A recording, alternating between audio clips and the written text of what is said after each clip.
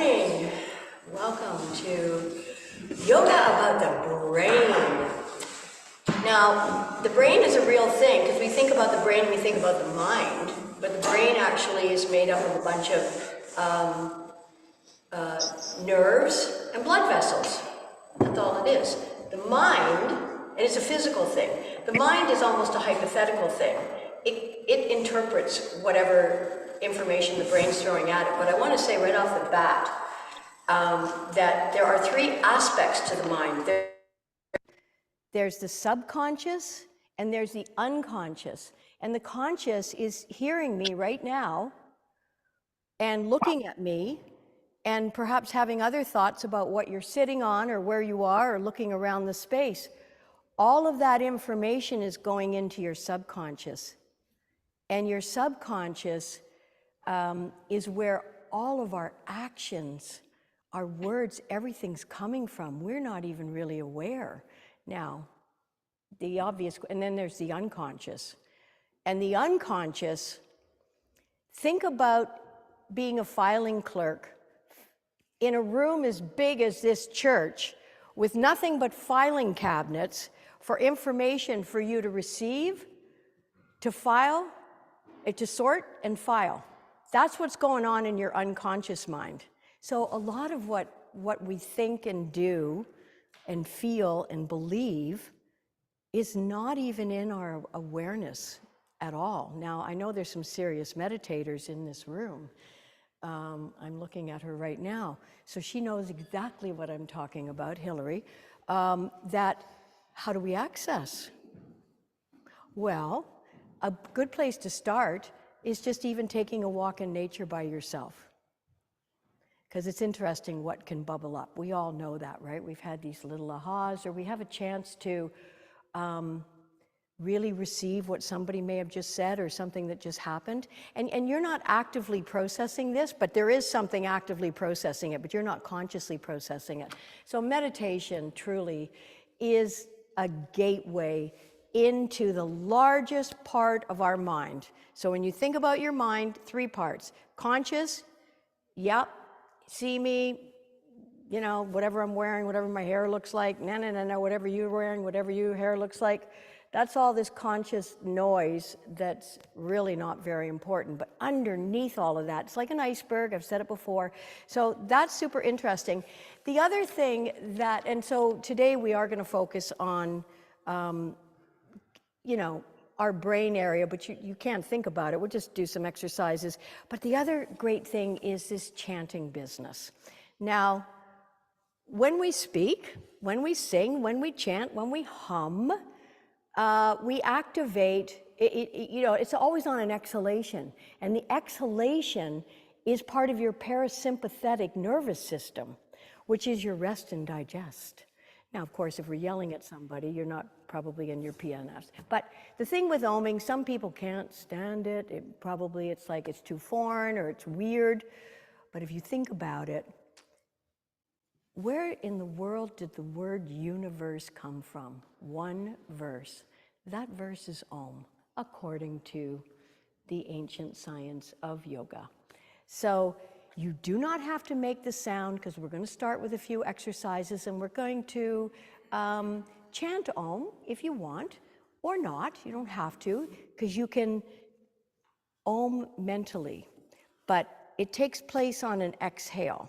So when we do our cat-cow to start with, you know, we're going to inhale to lengthen the upper back, kind of stretch things out. And on an exhale, when we round our back and pull our bellies in, we're going to Om. Okay? So, and just to begin, and this is a super interesting exercise, and I know some of us rush to get here.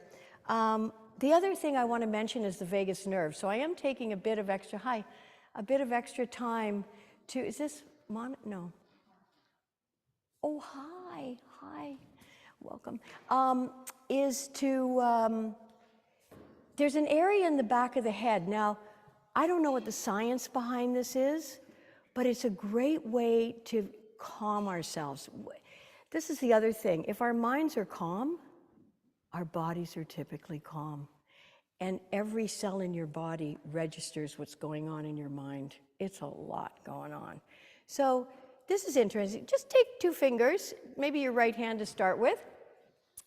That bone in the back of your head is called your occipital lobe. All right? So you're just going to press on one side at this point. And so you're going to press right where the bone and the flesh meet.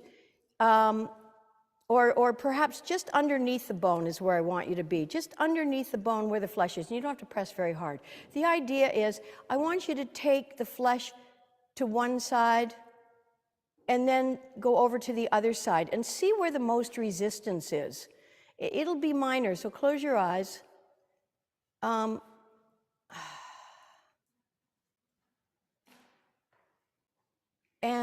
then whatever side you feel the most resistance is, and if you don't know, but you'll notice, just go to that side and hold it there. Just hold it there for a few seconds, sitting up nice and tall, or as comfortable as you can, and breathing. Just a couple more seconds. And now release. And just really close your eyes if you haven't already to notice the sensation. You know, I mean, I've done this exercise and it, as I say, I don't know the science behind it, but I know it's connected to the vagus nerve. So I'll talk about that in a minute. So I want you to do the other side now. Do we have another spare block for Aaron? Do you have it? Oh, okay. Just if you need one to sit up on. Hi. Do you need one? There we go, thanks. Okay, so again, you're taking the other hand and you're just taking your fingers to the flesh below your occipital lobe bone in the back of your head and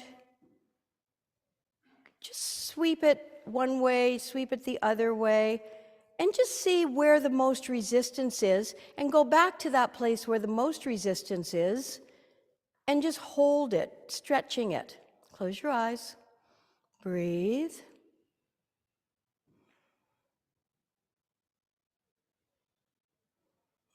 Another second or two.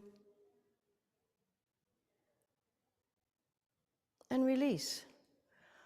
And once again, just take a moment. Can you feel? This is an exercise for the largest of the cranial nerves, the vagus nerve. It goes from your brain right down to your gut. There are about 100 million cells in your brain, nerve cells, and there's about 500 million in your gut. It's a way of communicating. And what we just did was an exercise to calm. Anybody who experiences anxiety, a lot of stress, or you just feel like, try this exercise next time. You have to work with these things. Did anybody feel something different? If you didn't, you didn't. But, I did, and I've done it before. So it's just, the thing is that don't be concerned with how you're doing something. Just do it and become aware of any differences, because lots of things are going on in our bodies, but we're not listening, we're not paying attention, we're busy, we ignore. Awareness is part of yoga, big part. Okay, so come on over onto your hands and knees.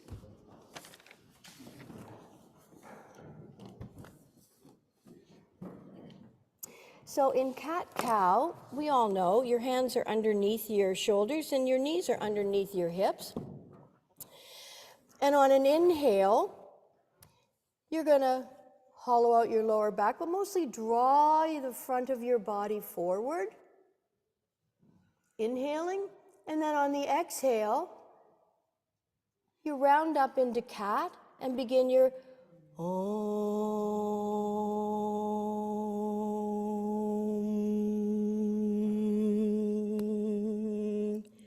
And then Inhale to lengthen, open up, lifting the heart, the chest, the neck. And on your exhale, tuck everything in and round your spine and chant Om.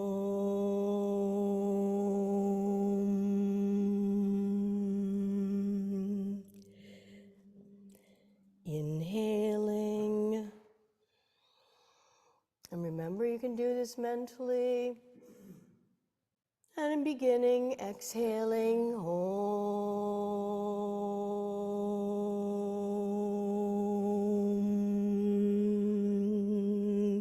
And last time, inhale to lengthen, Om.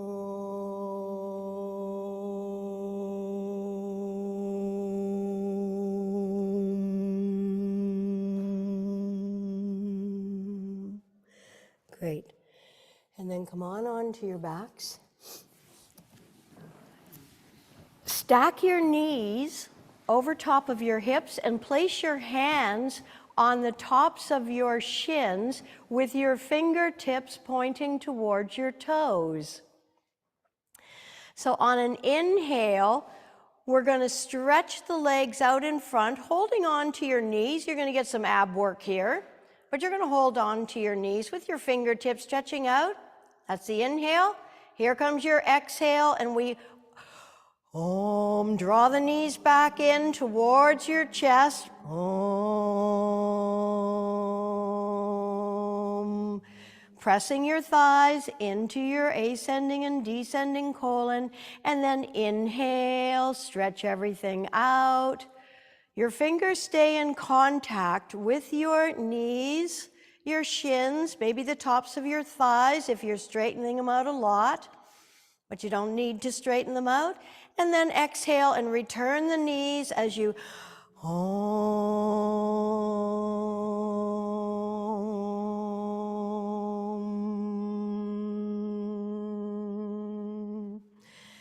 And then inhale, stretching the legs out in front, keeping your fingertips in touch, in contact with your thighs, your knees. And exhale, Om, drawing everything back in, Om.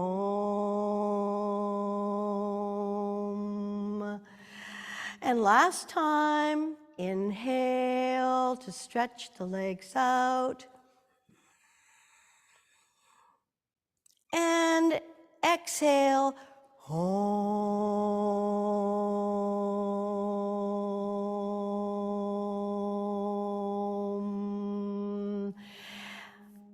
Beautiful.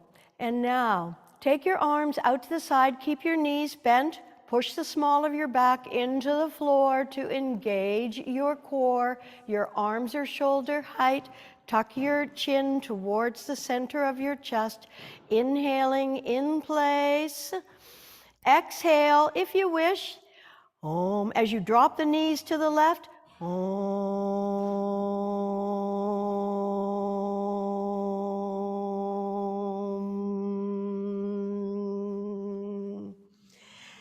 And inhale, bring the knees to center.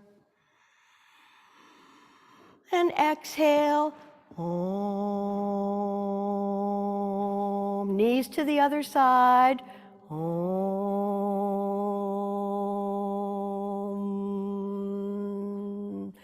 Inhaling, remember Om is A-U-M. And as you exhale the knees back to the left side, Om.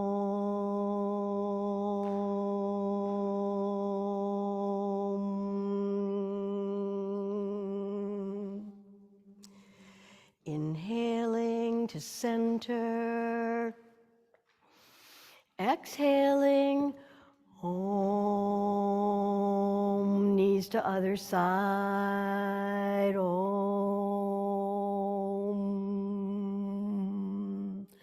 Inhale to center, last time. Exhaling, Om. Drop the knees to the left. Om.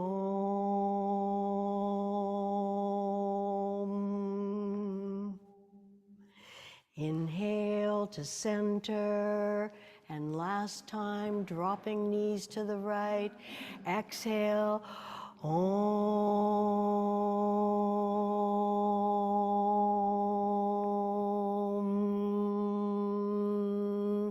Inhale, back to center.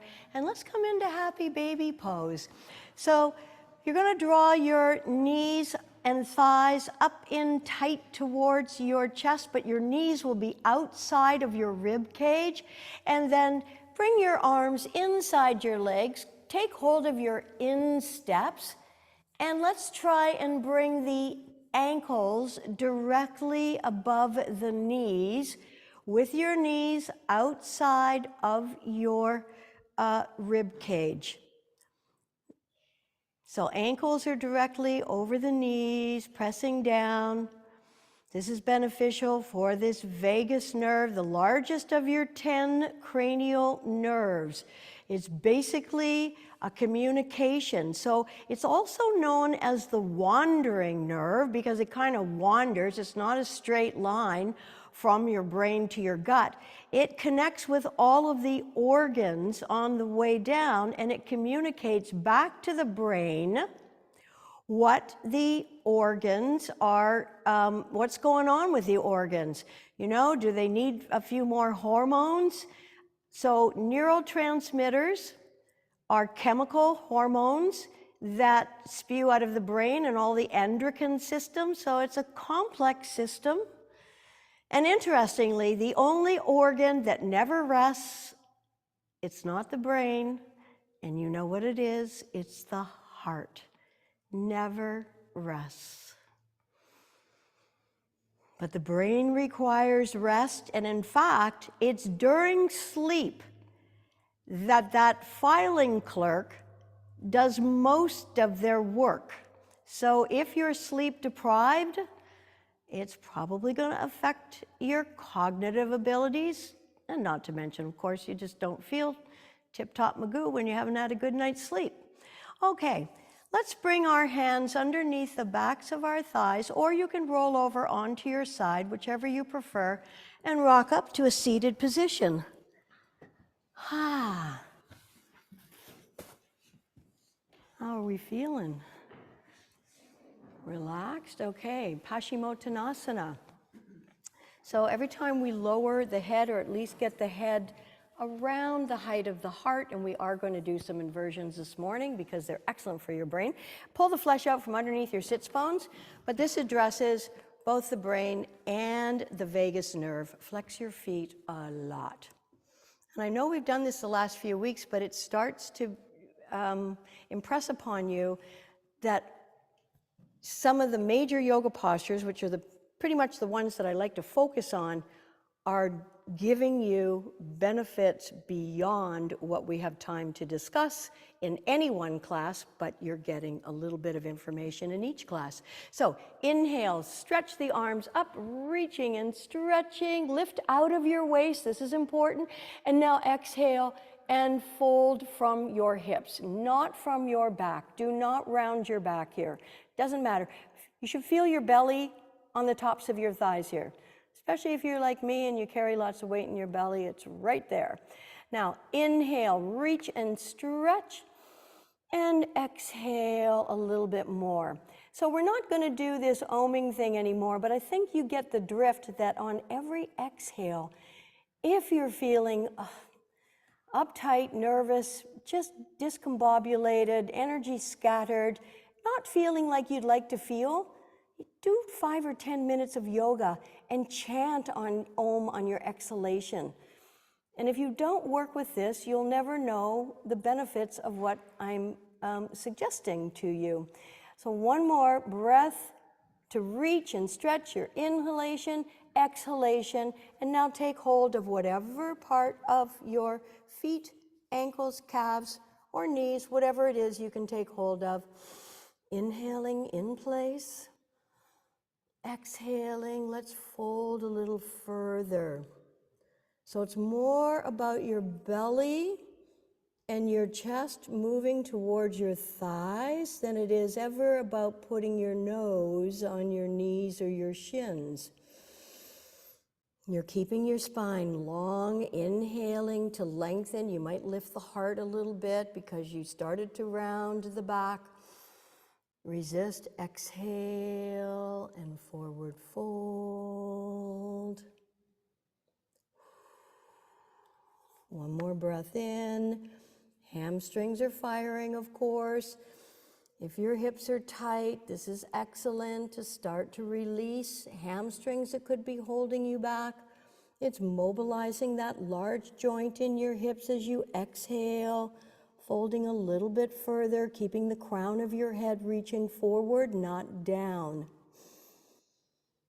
And then on an inhale, place your hands on your thighs. Walk your hands back up your legs and just spend a moment in Dandasana. And it was interesting, before class, I stood at a high table instead of sitting at a desk. I wish I had, maybe my next thing that I'm going to get is one of these desks that you can sit at it and then you can raise it and stand for a while. We should all ask Santa for one of those. Or one for our birthdays. Okay, so fold the legs over to the side. Come on over onto your knees. Curl your toes under and roll back onto the soles of your feet. Keep your knees soft and just let your head hang. Obviously, this is allowing extra blood supply to get into the brain region and bathe those 100,000 nerves with blood which contains oxygen, so you're getting more oxygen to your brain, you're getting more nutrients to your brain. Even though for some people they can say, oh, I feel a little dizzy, it's probably not used to getting that much oxygen. Okay, so keeping your knees soft, press the soles of your feet into the floor, let your head hang, and then slowly roll up one vertebra at a time, keeping your chin tucked into your chest and letting your head be the last thing to come up. And then inhale, shoulders up to the ears. Exhale, roll them back. I wonder if my speaker cacked out. It did. It did. Well, we'll deal with that in a moment. Okay. So, sun salutations. Come on up to the fronts of your mats.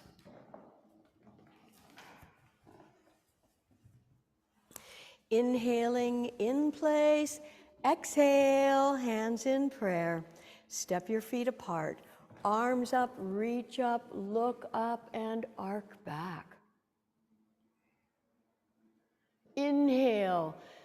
Bring your feet back together. Lift up out of your waist. Fold from your hips, stretching your upper body as you fold it forward. Fingertips touching the floor. Please let your head hang. Step your left leg back. Drop your knee to the mat. Bring your hands onto your front right thigh. Focus your gaze. Lift that back knee off the floor. Press into your back heel.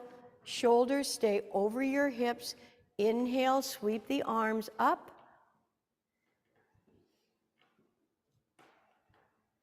Fingers are active. Focus right ahead of yourself and make sure you're not putting all your weight into your front leg. Transfer that weight into the anchor, your back leg. Turn your hands forward, spread your fingers apart, place them underneath your shoulders, and take your other foot back, coming into a push-up plank position. If this isn't good for your shoulders or wrists, release your knees to the floor, lift your feet off the floor, and cross at the ankles. Try, if you can, though, without causing any harm to your body, ahimsa, to put some weight into your upper body, your arms, by bending your elbows. If you're in your plank position, remember to press your fingertip pads into the mat. The soles of your palms will be also pressing into the mat in this posture, but you have that little bit of space in the palm of your hand. That's the channel for your carpal tendons and why it's called carpal tunnel. Breathing, engage your core. Now release your knees, flatten the tops of your feet. Take your hips back towards your heels, keeping your hands exactly where they are, stretching out your upper body, flexing your hips, breathing, and leaving your hands where they are. Release your forearms and elbows to the mat. Slowly, nice and low, come forward, keeping your bum high, keeping your torso low until your chest and your chin lower to the mat. And then slide everything out behind you. Draw your fingertips back to align them with your edges of your shoulders, forehead placed on your mats, elbows into your rib cage. Press your forearms towards the floor. Notice the effect on your shoulders and shoulder blades. Roll an invisible alley with your nose until you're looking straight down. On an inhale, without using the muscles in your arms, you lift your head, your neck, your shoulders, your chest, maybe part of your diaphragm. Diaphragmatic breathing is excellent for activating your vagus nerve. So this is an extremely important nerve. I will have more to say about this in a subsequent class. Keeping your elbows tucked into your chest, breathing. Obviously, this is pressing into your diaphragm. One more breath in and lifting if you can. Exhale and lower. Bringing your forehead back to the floor. Curl your toes under. You can come up onto your knees or just send your hips straight up. Walk your feet a few inches forward, bend your knees, and then take your sits bones to the back of your mat, pressing your belly into your thighs, your chest towards your knees, all 10 fingers in the mat. Inhaling in place, exhale. Let's press the heels towards the floor. They don't need to touch. You're just getting a great stretch through the backs of your lower legs, your Achilles tendons, even your plantar fascia, the sole of your feet. But definitely you're stretching those calf muscles. Stretched muscles are less prone to injury. Mobile joints also less prone to injury. And now lift your leg up in the air, look at your left hand, and swing that foot as far forward as you can, or drop the opposite knee, pick the foot up at the ankle, bring it back to the front, other leg forward, Uttanasana. Standing forward bend, bring your arms beside your ears. Galvanize your thighs by lifting up on your kneecaps. Pull your bellies in to protect your lower back. Inhale, sweeping in the front, all the way up to standing. Feet apart for balance. Look up, reach up, and arc back. Inhaling, stretch up. Exhale, forward fold. Bend your knees. Inhale, sweep the arms out to the side, bringing them up overhead into prayer. Exhale, keeping your palms together. Draw them down, lifting your elbows, which gives a nice little stretch and flex to your wrists, and release. So we'll do the next round just a little bit faster. Inhale, exhale, hands in prayer. Step your feet apart, arms up, reach up, look up, and arc back, whatever amount you can. Inhale, bring your feet back together, lift up out of your waist, fold from your hips, stretching forward. As you release, fingertips need to be on the floor here, so if you need to, you bend your legs, step your right leg back, drop the knee to the mat, and bring your shoulders right over your hips. Place your hands on that front right thigh, left thigh. And then lift the knee off the floor, press through the heel of your back foot. Press, press, press. And that back heel should be pointing backwards. Inhale, sweep the arms up. Focus your gaze. If you're losing your balance, focus on the floor, 8 or 9 feet in front of you, and breathe. Make sure you're pressing into that back foot. That is your anchor. Don't lose your anchor. You'll be wobbly, wobbly. Okay, or drifting away. Turn your hands forward, bring them to the mat, take the other leg back, come on into whatever your best push-up plank position will be today. Draw your bellies in, breathe. Remember, your neck is part of your spine. In fact, it is your brain and your spinal column that equals your central nervous system. But of course, that's divided into a number of branches.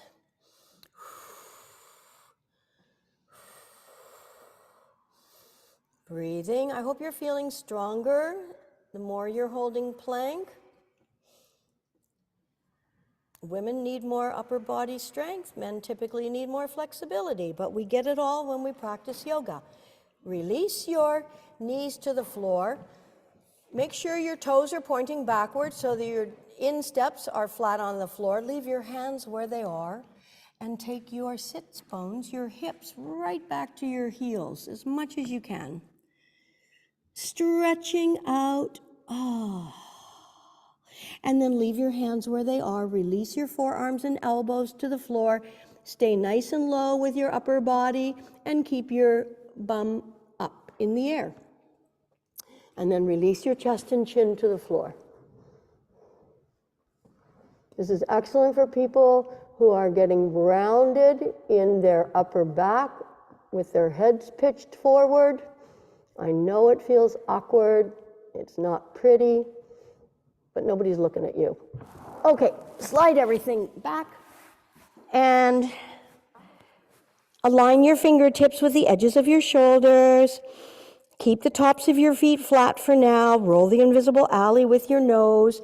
If you're thinking to go in a fuller expression of cobra, then you can separate your feet and roll your baby toes to press into the floor. But we're all going to start with baby cobra. So roll the invisible alley with your nose. Press your hips and pelvis into the floor. Inhale, lifting up.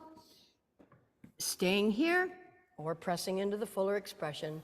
Keeping elbows in, shoulders down. Nice.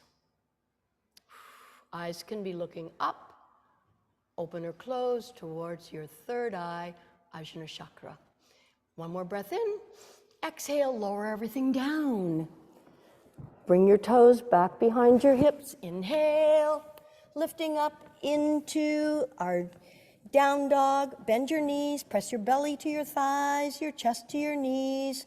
Align your inner ears with your inner arms, or your ears with your inner arms.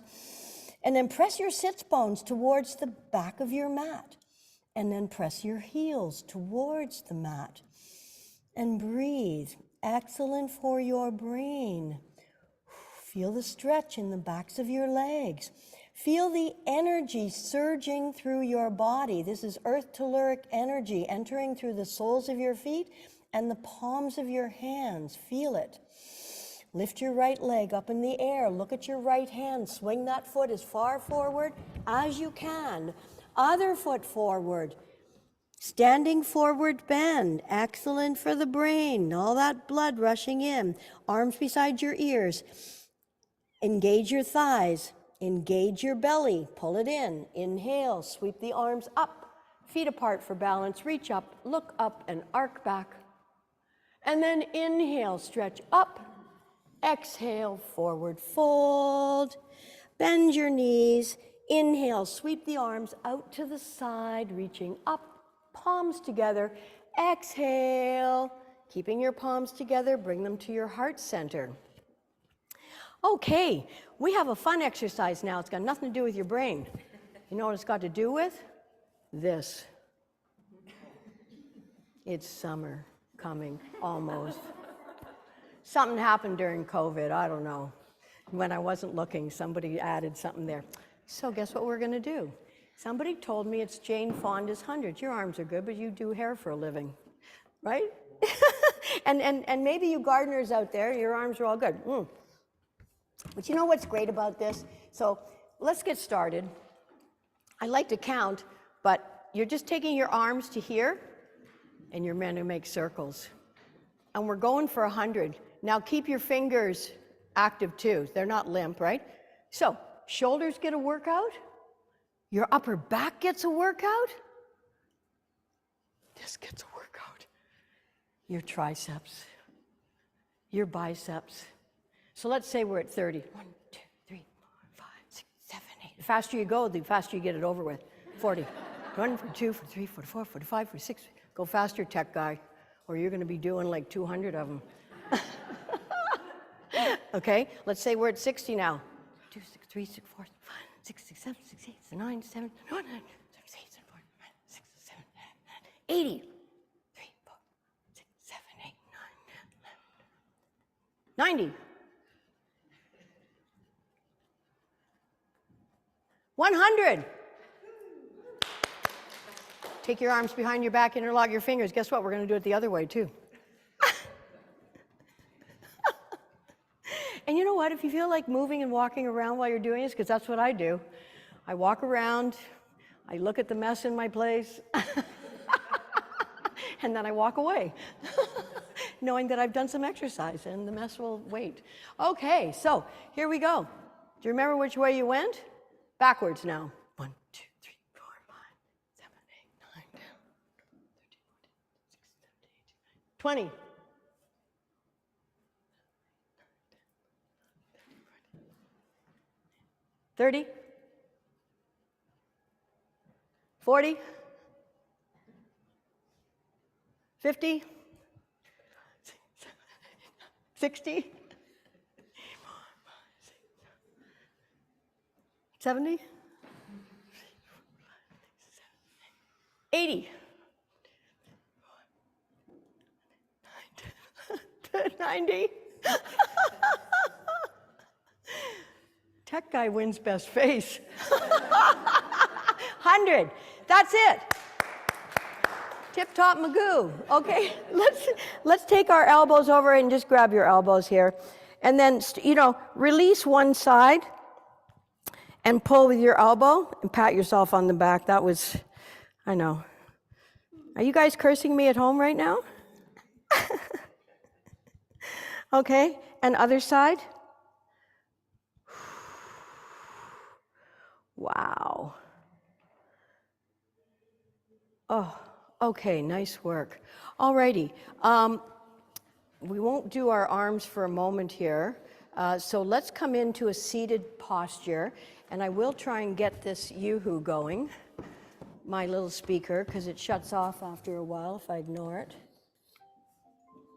Okay, so coming into a seated posture. Actually, you know what we're going to do? Yes, we are going to do our inversions. Now, again, you have an option I've got my cushion here. So, halasana and shoulder stand. We did it last week. Boy, I'm not sure which way the camera wants to look at me, but probably, I guess I better go this way. If doing an inversion is not your thing, shoulder stand or halasana, we'll combine them right now. You can just place something underneath your sacrum and just lift your legs up in the air. And if you can, then just let them hang over top of your head. And I'll tell you something, getting your legs up in the air is excellent. If you've been on your feet a lot or if you're sitting a lot. Blood pools in your ankles. People can have swollen feet and wonder why. Well, think about it, gravity. Okay, so let's begin with shoulder stand.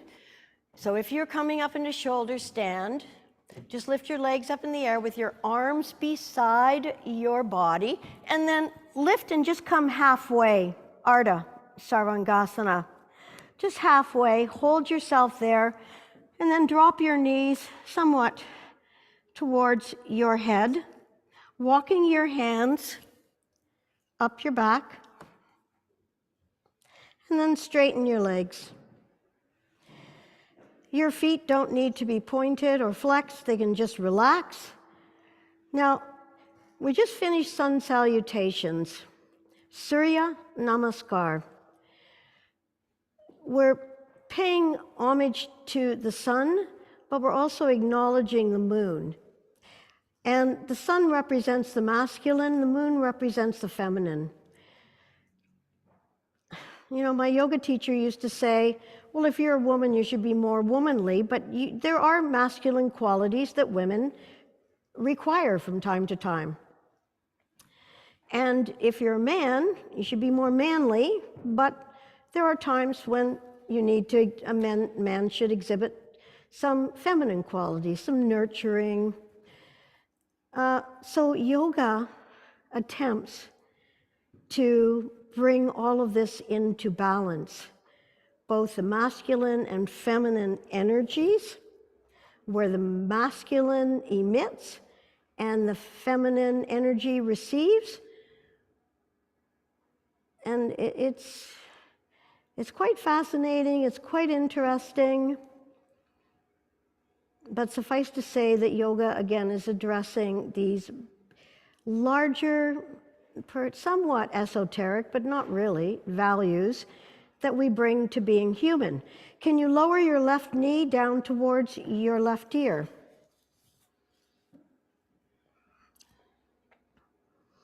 And straighten it up. And then lower your right knee to right ear. And back up. How about both knees down towards your ears? And then release and straighten your legs over behind your head. Your toes do not need to touch the floor. If they go there, they go there.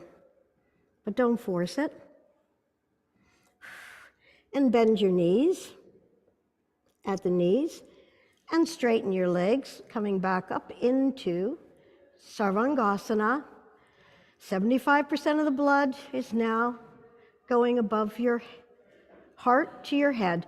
And then widen your legs and lower them over behind your heads, and we'll slowly come out of this. Arms are beside your body, with your palms facing down, and with as much control as possible, releasing everything, your torso, and eventually your legs, all the way back down. Using your abs, if you can. And then sort yourself out so you're centered right on in the center of your mat.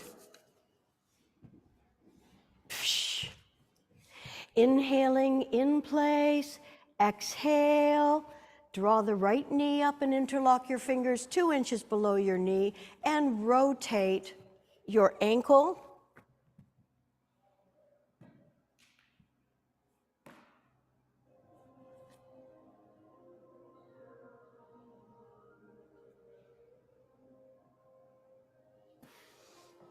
And then with your left hand on the outside of that knee, draw it across your body. Extending your right arm out to the right side. You may wish to turn your head to the right as well.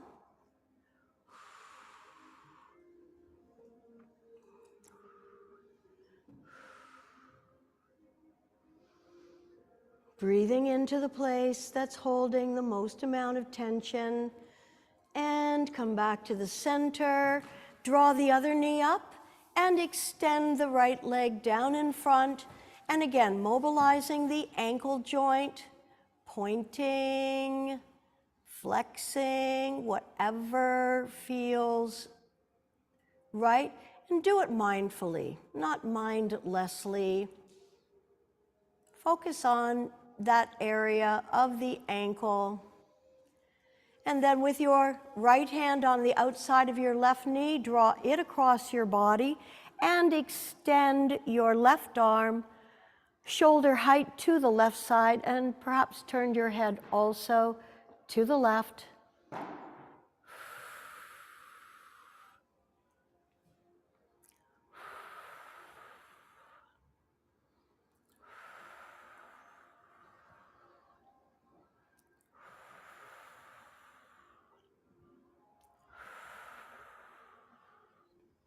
And inhale, come back to center, draw your knees in, and again, we're going to come up to a seated posture, so you can either roll over onto your side or place your hands underneath the backs of your thighs and rock up. Dolphin pose, kind of like headstand, but not.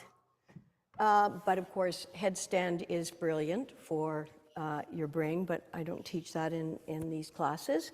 So in dolphin pose, you interlock your fingers. That baby finger below, tuck it up inside, otherwise it's not happy. Too much pressure on it, so you tuck your baby finger in, and then you place your forearms on the floor, and it's really a cross between headstand and downward facing dog. Your toes are curled under, and you're going to lift your hips up, and your head does not touch the floor, but you just let your head hang. So of course this is developing upper body strength. Looks good, everybody. So head is not on the floor.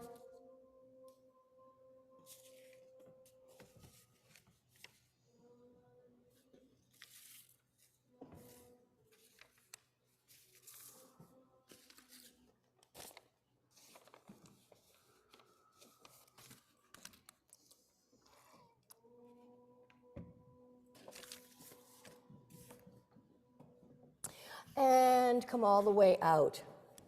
And then take your knees wide apart, big toes touch. So this is our modified child's pose. Slowly draw your hips back towards your heels, and then release your torso between your thighs. It's another activation of the vagus nerve, placing your forehead on the mat, or if you need, you're going to add height to place your forehead by folding your forearms one on top of the other. Breathing into your side and back ribs.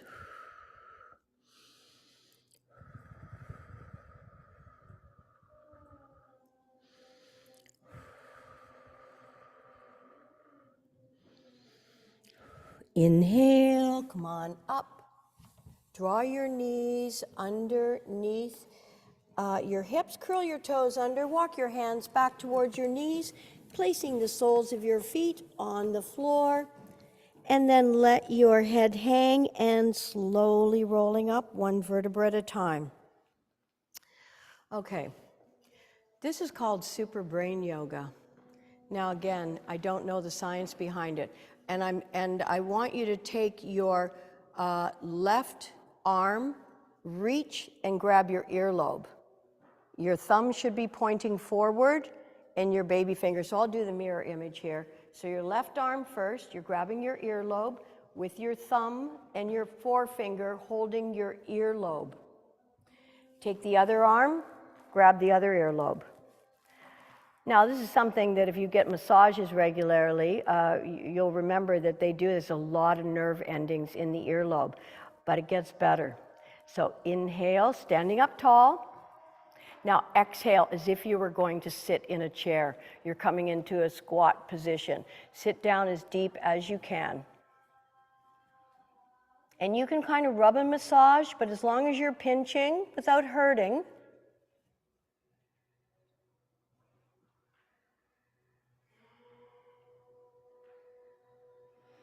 Inhale, come on up, and release. And let's do the other arm the other way. Again, so now you're going to take your right first, grabbing the opposite earlobe, and then other arms on top, take hold of the earlobe.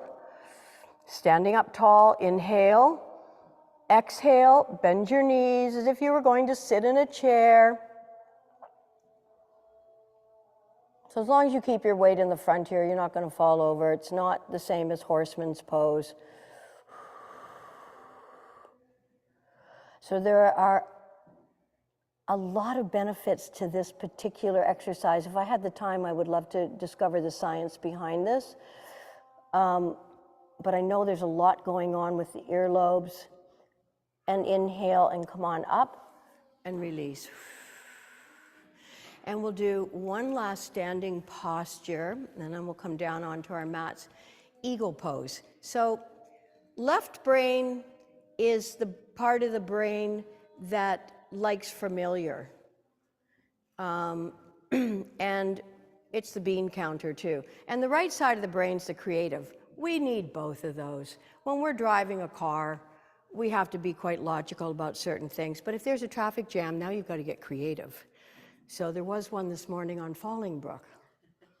It's always something. Okay, so anyway, we'll do eagle pose. Now, remember, this is a balanced posture, and it's activating. Your brain is going to be working really hard. If balance is an issue, when you, and we're not starting here, but I'm just going to say, you can just place your foot on the floor. You can also go somewhere and hold on to something. You don't have to take that other foot off the floor, but you do have to bend your knee when we come into it, okay? So let's begin. And I don't think I can do the mirror, so I will tell you what we're going to do. Stretch your arms out to the side. Bring your left arm under your right and bring it all the way around. Give yourselves a hug. You've done such a great class today. You're going to be so sharp. Smartest person on the street. And if you live on the same street, you can test each other, I don't know, with trivia. Okay, no, it doesn't matter. And kind is more important than smart. Okay, and then release your arms, and if your fingertips can touch the back of one hand, or if you can bring them around, that's fine. So when your left arm is under your right, your left leg will be on top of your right. Now, really important that you bend and you sit back, so just the way we were bending just now, and transfer your weight onto your right leg, because your left leg's going to be on top, and you need to focus and wait for your own inner cue to balance, okay? So remember, you don't have to, you can keep that foot on the floor, or lift it up higher, sit a lot, bend the knee. So it takes concentration and focus.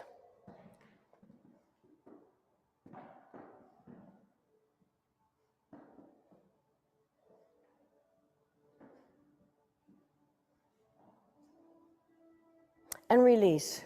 Swing the arms out to the side, because I can, from my peripheral vision, I can see other people wobbling, so I have to like, and then bring your right under your left, and again, try to bring fingers either to the backs or fingers to the palm.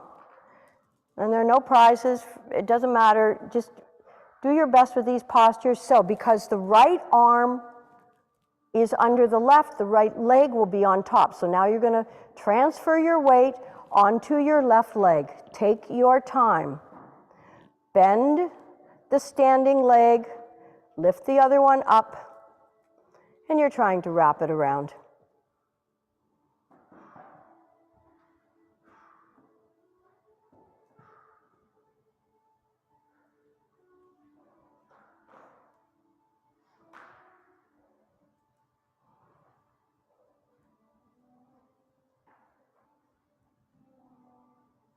And release. Sweep the arms up. Exhale, float the arms down and bend the knees and come on onto your backs into bridge pose. So bridge pose, of course, excellent for many things, but, and while you're in bridge pose, I'm going to talk about the last niyama. So we'll just get you set up. Your heels are lining up with your sits bones. Your arms are beside your body. You're tilting your chin towards the notch in your neck. Tuck your shoulder blades under. Press the small of your back into the floor. Tilt your pelvis up and peel your spine off the floor lifting up and pressing up. So again, we're raising the head just a little bit higher, or pardon me, the heart higher than the head, so that blood flows towards not only the brain, all of your endocrine glands, your thyroid, your parathyroid. It appears to be such a simple posture, and yet tremendous benefits.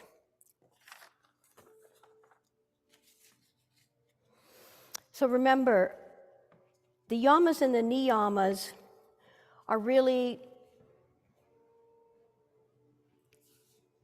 a recipe for living in the world with more ease and integrity. They're really about avoiding behavior that produces suffering and difficulty, and instead embracing behaviors and actions that lead to peace and happiness. Easier said than done, I get it. Aparigraha, this is the last. And holding for as long as you like, and then when you're done, do come into Shavasana. Using something to cover your eyes. If you have an iPad, of course, place that on your eyes, the tissue first. So, aparigraha is non-grasping, non-hoarding. It's the 5th niyama.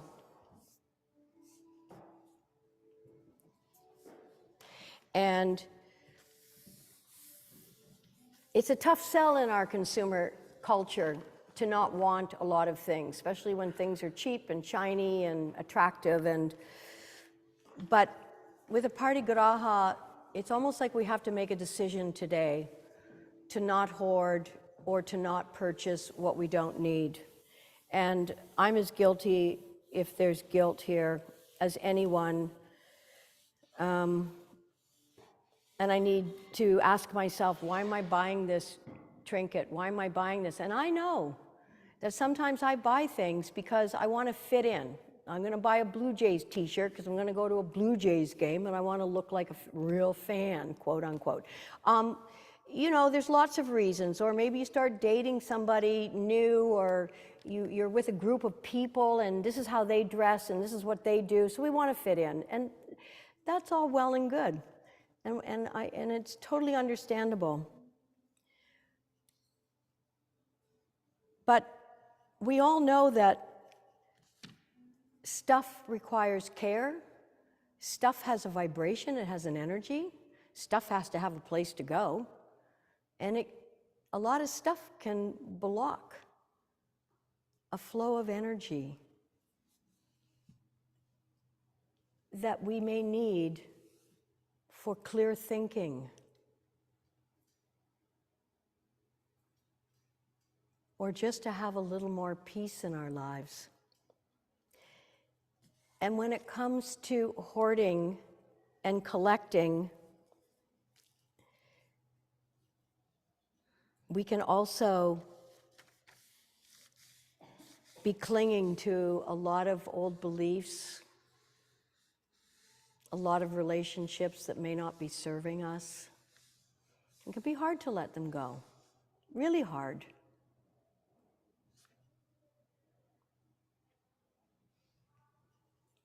But if we can acknowledge the abundance that we already have in our lives and be grateful for what we have, perhaps that's the solution to not searching for more and more and more.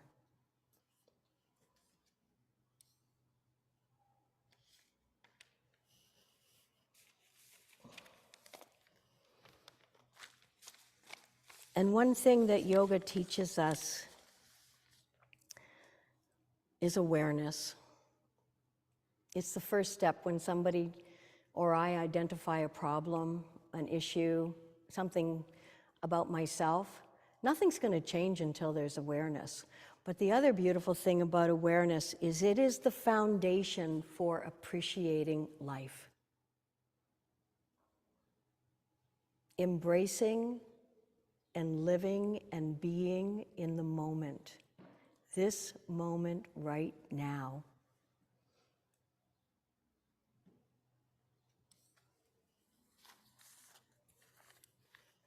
That's how we develop awareness.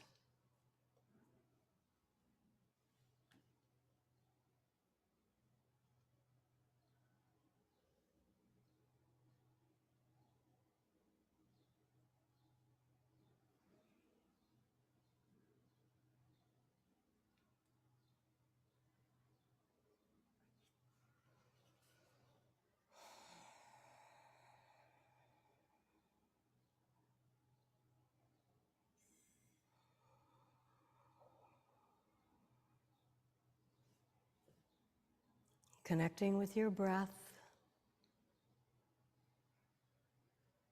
releasing and relaxing your jaw,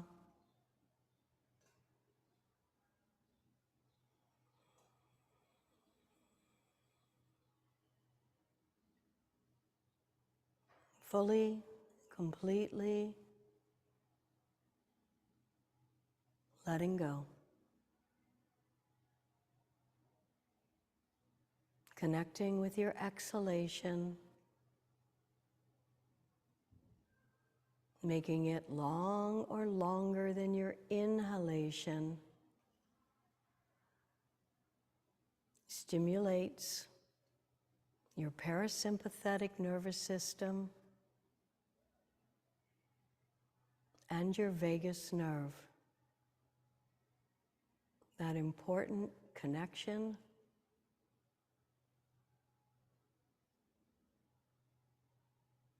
and sense of relaxation and everything being okay.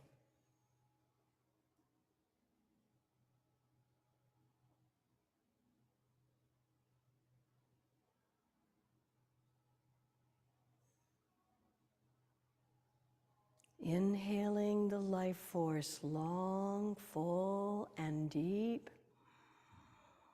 And deep exhaling. Long, full, deep inhaling. And deep exhaling. Inhaling deeply. And let it go. Inhale and stretch your arms over behind your heads. Reach and stretch, point feet far, flex and point. Wiggle your fingers and let it go. Whenever you're ready, roll over onto your side. Your right side is preferable, whichever one you prefer. Bending your knees, and when you're ready, using your top hand to push yourself back up into a seated position. And let's close our practice by chanting Om just one time together. The seed mantra, the mother mantra of all mantras, inhaling together.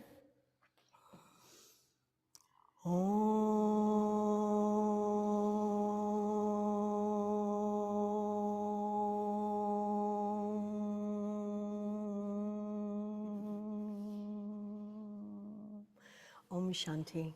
Namaste.